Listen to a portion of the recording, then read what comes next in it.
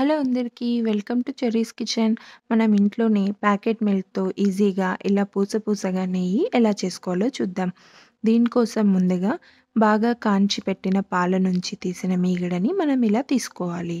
ఇప్పుడు ఒక మిక్సీ జార్‌లోకి మన దగ్గరున్న మీగడని కొద్దిగా యాడ్ చేసుకుంటూ మనం ఇందులోకి వాటర్ వేసి మిక్సీ పట్టుకోవాలి. మీగడ అనేది ఫ్రిడ్జ్‌లో పెట్టి బాగా చల్లగా ఉందనుకోండి, నార్మల్ వాటర్ వేసుకోండి. మీగడ రూమ్ టెంపరేచర్‌దైతే కూల్ వాటర్ వేసుకొని మిక్సీని ఒక 2 మినిట్స్ అలా తిప్పుకుంటే మనకి ఇలా అంతా వెన్న సెపరేట్ అయిపోతుంది. చూసారుగా ఎంత క్లీన్‌గా వెన్న అనేది సెపరేట్ అయిపోయిందో. ఇప్పుడు మనం దీన్ని మిక్సీ జార్‌ని వాటర్ అంతా వంపేసుకొని ఈ మీగడ మొత్తం ఒక బౌల్‌లోకి తీసుకోవాలి. అంతే అండి. ఇలా చేసుకుంటే మనకి వెన్న అనేది తయారైపోయింది. ఇప్పుడు దీంట్లోకి మనం వాటర్ వేసుకొని బాగా కడుక్కోవాలి. ఎందుకంటే వెన్నని మనం ఒక 15, 20 డేస్ పక్కన పెట్టుకుంటే అది కొంచెం స్మెల్ అనేది వస్తుంది. ఇలా వాష్ చేసుకోవడం వల్ల మనకి నెయ్యి అనేది మంచి కమ్మటి వాసన వస్తుంది.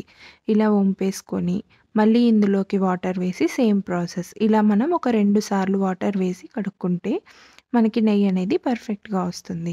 ఇలా బాగా వాష్ చేసుకున్నాక ఈ వాటర్ అంతా వంపేసుకోవాలి. ఈ కడుక్కున్న వాటర్‌ని మనం చెట్లకి యూజ్ చేస్తే ఏదన్నా పురుగు పడితే అవి బాగా యూజ్ అవుతుంది. ఇప్పుడు ఇలా వాటర్ అన్నీ వంపేసుకున్నాక ఈ వెన్నని మొత్తం మనం స్టవ్ ఆన్ చేసి స్టవ్ పైన పెట్టుకోవాలి.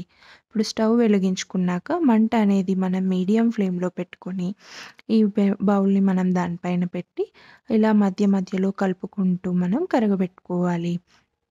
ఇలా మధ్యలో మనం మిక్స్ చేసుకుంటూ ఉంటే మనకి నెయ్యి అనేది వితిన్ 5-10 మినిట్స్‌లో రెడీ అయిపోతుంది. హై ఫ్లేమ్‌లో పెట్టామనుకోండి త్వరగా మాడిపోతుంది. ఇలా మనం మిడిల్‌లో కలుపుకుంటూ చేసుకుంటే మనకి బాగా క్లియర్‌గా నూనెలాగా పైకి తేలుతుంది. ఆ టైంలో మనకి నెయ్యి అనేది రెడీ అయిపోయినట్టు. ఇప్పుడు ఒక తమలపాకు తీసుకొని తుంచి దాన్ని మనం ముందుగా పక్కన పెట్టుకున్న మజ్జిగలో అద్ది ఇందులోకి వేసి ప్లేట్ మూసి పెట్టుకోవాలి. ఇలా చేయడం వల్ల నెయ్యి అనేది మంచి స్మెల్ వస్తుంది.